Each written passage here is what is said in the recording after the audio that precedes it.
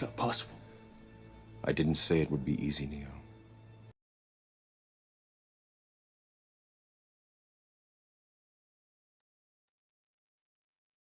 All right. Good morning, Mr. Johnson. Would you introduce yourself? Tell us your name and DOC number. Brandon Johnson, 409537. And counsel, would you enter your name for the record? Good morning, Ms. Renatza. Jane Hogan here on behalf of Brandon Johnson, and I'll make a statement at the end with the committee's approval. And would either you, Ms. Hogan, or Mr. Johnson introduce the guests that are there at Angola and let us know who will be speaking? I don't have that list, so if y'all would introduce them, that'd be great. We have Brandon's mother and father present who will be speaking. We also have a stepmother, stepfather, his fiance's mother, his brother, his sister, and friends that Brandon grew up with, formerly incarcerated people who have now come back to support Brandon. Okay, good. Thank you. So Mr. and Mrs. Johnson will be speaking. Is that right? Yes, with it, if that's appropriate. Sure. Yes. And also you see joining us is the Parole Project. Mr. Myers will also be speaking in support. We have Janasha Jackson here in support. Here at DOC headquarters, we have Daryl Waters, Ordana Winbush, and Cleveland Alfred. Here with us in Baton Rouge, we do have opposition from Therese Carter, and representing the victim, and Faye Henry representing the victim. Both of whom want to speak, and we'll call on them at the appropriate time to do so. Mr. Johnson, you're here today because you had a pardon hearing back in 2021, and you got a favorable recommendation from the pardon board.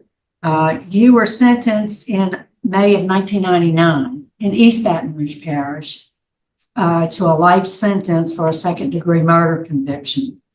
In 2021, the pardon board made a recommendation to the governor that your sentence be commuted to 99 years and that you be parole eligible after having served 25 years.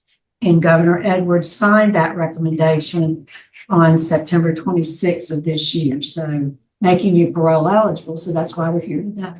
Is that right? Yes, ma'am. Okay. Your case has been assigned to me, so I'll take the lead on the interview. So you've been in jail 26 years? 25 years, 10 months, and 25 days. Close to 26 years. Okay. So at the time of your hearing, the reasons mentioned to the governor for the favorable recommendation was that you, based on your conduct, based on the positive remarks from the staff there at Angola, you had no other past criminal record other than this arrest. At least one member of the victim's family was unopposed. You had a low risk score. You do community service work within the prison community. You have completed good programs, and you had good family and community support. So since your hearing in 2021, what has changed in your status? Anything? No, ma'am. I have continued to be a servant to the people. I'm continuing to be a corrections court reentry social mentor, helping young men change their lives. I am still a hospice volunteer, doing end of life nursing care, still with the Louisiana Braille program, giving young blind school kids an opportunity to have the same opportunity as well as young school kids that can see, and just being a servant, still helping the elderly as well. How do you help the elderly? You work in hospice, don't you? Yes, ma'am. And healthcare. Is that your job? No, ma'am. My job is a reentry social mentor. That's volunteer work that I do. Okay. It was mentioned to you during your pardon hearing, and I'm sure you recall that there was pretty significant opposition to your any favorable consideration for you. That opposition is still there. You need to know that. Yes, ma'am. If you could, you know, the law prohibits you from speaking to any of the victims? You had more than one victim, you had multiple victims. But if you could say anything to the victims, what would it be? I'm definitely remorseful for the pain and the awful hurt that was caused to the family, because they didn't deserve that. And no one deserves to go through any type of trauma or pain whatsoever at any time. And I'm very, very remorseful for that. Right. Of course, the district attorney remains opposed. The sheriff's office in Baton Rouge, East Baton Rouge, says it's insufficient time. And we also have another ADA who says it's insufficient time.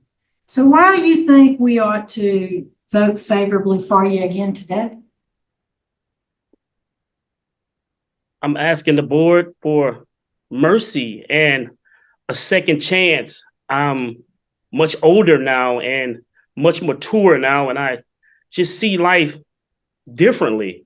And I understand my purpose now. My purpose is to serve others and help others and just be a bright spot to a dark community, just helping people. So tell us specifically how you plan, if you are successful and you did get out on parole, how would you do that? Well, ma'am, just continuing community service. I'm real big on community service. I'm real big on just being a servant and helping others in any capacity, in any arena that I can. If I'm released by this board, I plan on just helping at-risk youth, because that's something that I just feel like with this generation right here, they need help, and they need to see people like me to tell them right from wrong and just show them. And also our elderly community, whereas hospice centers, nursing centers, just go volunteer and just help. All right. This is your only arrest, is that right? Yes, ma'am. All right. Let me, Warden Falgout, is there anything that you want to add to the discussion? No, nothing has changed in his status as far as him continuing to be a Class A, working as a reentry mentor and volunteering his time. So he continues to keep on that same track. Thank you. Mr. Roche?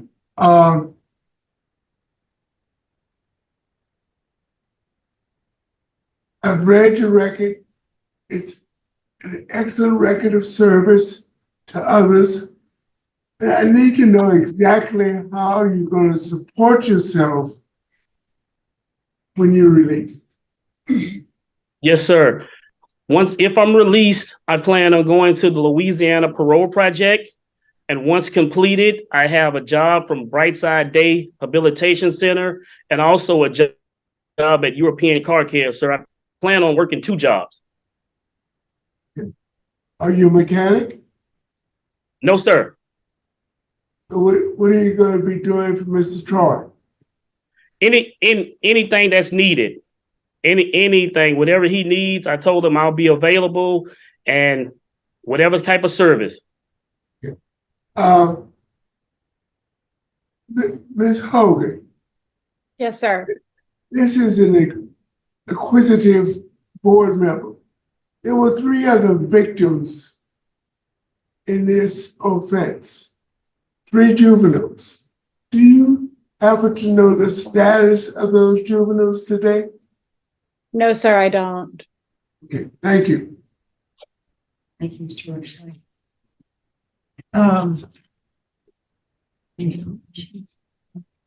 All right, we'll hit, lost my sheet, stand by. Can you give me another one? I've already lost my lips. Okay. Hang on, stand by. We're going to hear from the folks who, I tell you what, your parents, let's hear from Mr. Johnson first. You just stay where you are and have a Yeah, thank you. No, you can stay right there and talk. Hi, how y'all doing today? Good. I'm John Jackson, Brandon's father.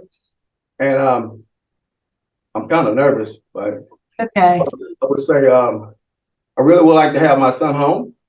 I think he'll be a good asset to the community because he really takes his community service and his work very serious. And he has a lot of support from the family. So we'll make sure that he have whatever he needs to be very successful. Yes, sir. Thank you. Mrs. Johnson? Hello, how are you all doing? First and foremost, I want to say thank you all. I want to commend Brandon for a wonderful job that he has done as maturing as a man now, up here for 26 years. I'm his mother, and it's been a hard road for us all and the victims' families. And I want everyone to know that our family are very grateful for every opportunity that has been allowed for Brandon here today and further. And as his father stated, his family, we all would like to thank you all, the ones before us and after that won't get a chance to speak. We want to say thank you all. And Brandon will be employed.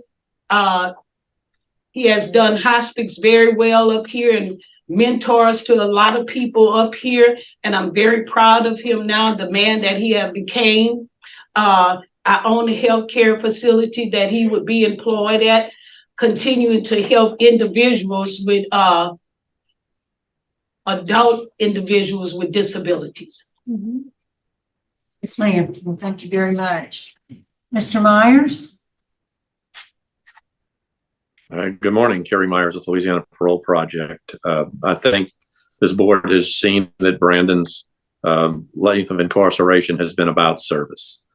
As a healthcare orderly, as a hospice volunteer, as a social mentor, as a reentry mentor, it's been about service. That's because that's who he is. We are here to support Brandon through his transition. Brandon will be actually in the Baton Rouge area when he finishes our program. We will provide case management with Brandon and support throughout the entire first year of his release. But as you've heard me say before, once a client, always a client. That's how Parole Project looks at our clients. So we will always be here for Brandon to make sure that he has the resources that he needs, with the strong family support that he has, with Parole Project behind him, with the mentorship that we'll be able to provide. Brandon is going to be successful. There's no question. So we just ask this board to look at these factors and grant us parole today. Thank you, Mr. Myers. Okay, you'll hear from Mr. Carter's family now. I'll let you guys figure out who you would like to speak first. You would just step up to the podium and introduce yourself and tell us your relationship to Mr. James. Yeah, it's an opportunity. I'm James Carter, sister. We have I got 4 more colleagues, 2 of which don't live here. They stay in Maryland.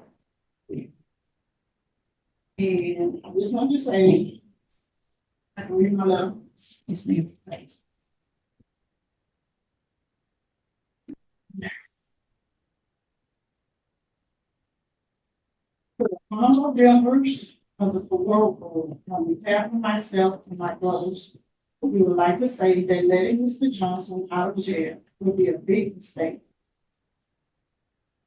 Today was the first day that he has apologized in over 20-something years. I had wrote it a big mistake because he not once apologized for his wrongdoing to any of the victims, not only my brother. And we feel that he did the crime and he should serve the time. My brother James Carter can not be brought back to us. So why should he get out? The good time or be given an outdate? As I think back to the trial date when Mr. Johnson testified, he was asked, how did he feel when Miss Anderson walked in the courtroom on a walk, partially paralyzed? And he said he didn't feel anything. So again, I asked, why should he get out? Our mother, whom is now deceased, wants us to continue to fight for our brother James Parker. So this is why we want him to stay in jail. And also, if he gets out, we are scared that someone or anyone, or including him, may harm our family. So I think he needs to stay in jail. Thank y'all from the bottom of my heart. Thank you. Thank you, Ms. Henry. Honest.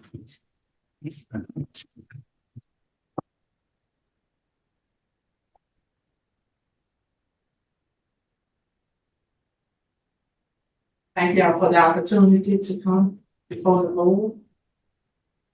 My name is Faye Henry. I'm the aunt of James Bartholomew Parker. He was named after his great grandfather, which was Reverend James Bartholomew Parker. James Bartholomew Johnson, excuse me.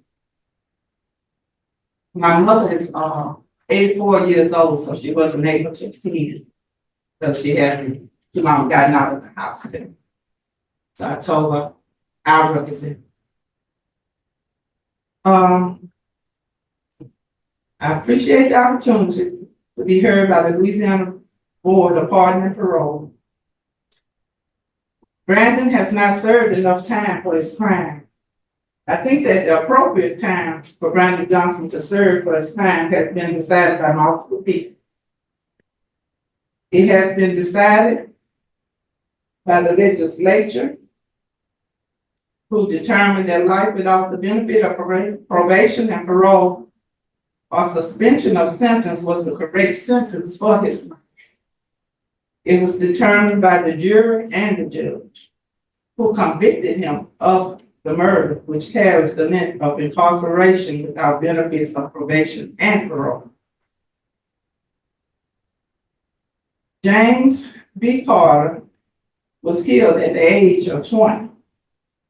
He was killed January the 19th, 1998, 6 days after his birthday,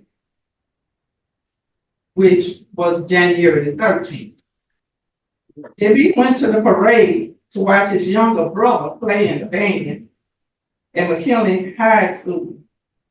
Instead of celebrating and enjoying a beautiful Martin Luther King parade, his life was taken by the hands of Brandon Johnson. This was supposed to be a day of peace, celebrating a great man, where the community comes together as one. Words cannot begin to describe the level of excruciating pain that we experienced due to the horrific death. My nephew died at the age of 20. His mother died at the age of 48, heartbroken. She was never the same after her son's death. Mary Carter told me she didn't want the death penalty, but she wanted him to serve the rest of his life in prison so he could think of what he had done, as well as the kids that suffered gun wound shots for the rest of his life. Brandon Johnson attended the parade with a gun, while other people were there to enjoy the celebration of Dr. Martin Luther King. Brandon Johnson was armed with a weapon and killed James Bartholomew Carter and shot several kids under the age of 12 years old. He showed no remorse, and as of today, he just now shows a little remorse, I guess. I can't forgive, but I can't forget that he took away my beautiful, handsome nephew. The pain has been with me and my family. Please keep him in, and maybe after he has served 40 to 50 years, he may be released without harm to society. If you do decide to release him, please have where he cannot live in Baton Rouge, Louisiana.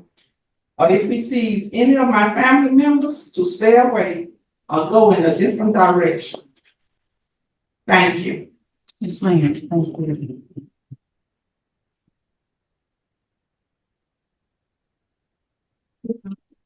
All right.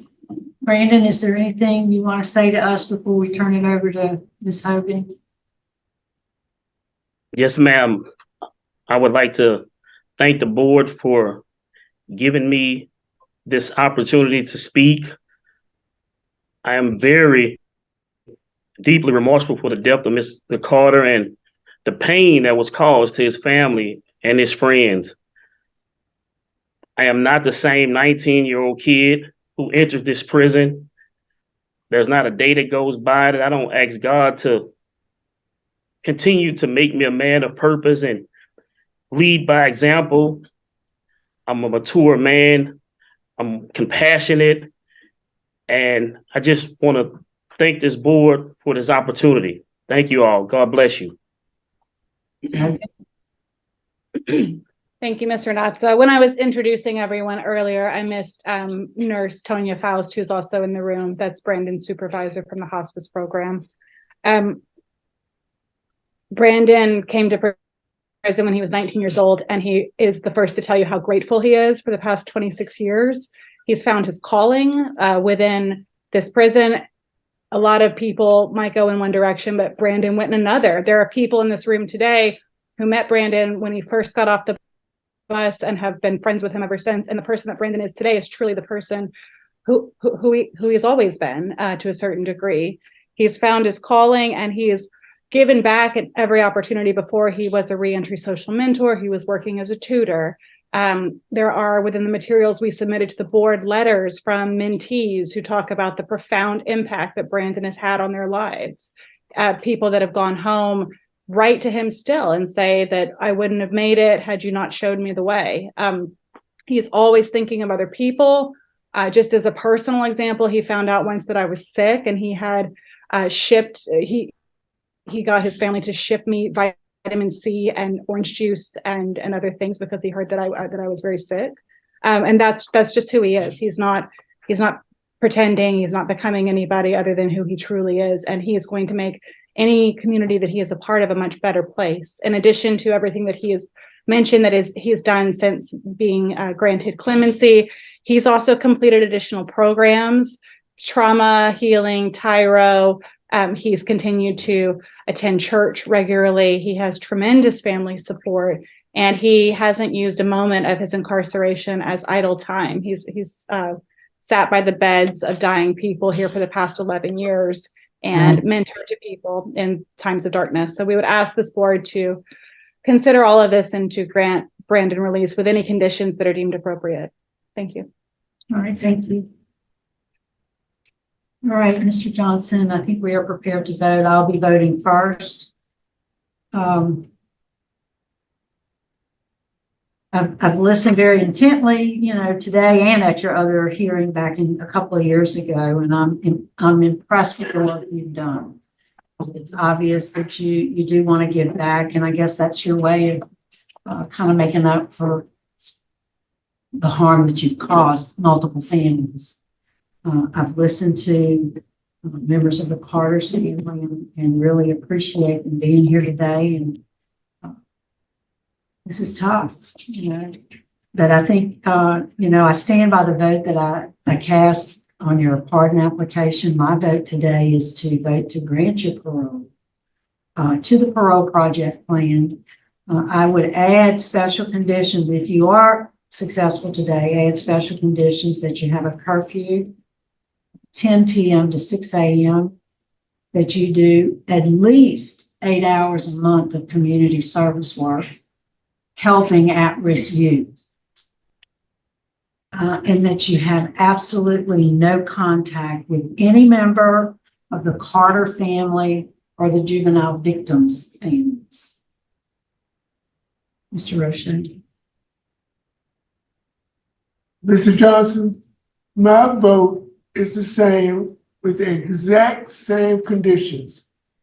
Please have no contact with the Carter family. Mrs. Jackson. Again, I'd like to thank everyone who participated today. Brandon, you have used your time wisely, not only to help yourself become better, but to help others also. That speaks volumes of who you are today, not who you were when you committed this terrible crime, but who you are today. And that's what we have to assess, who you are today. And so my vote today would be to grant your release to the Louisiana Parole Project with the same conditions. Good luck to you. Thank you all.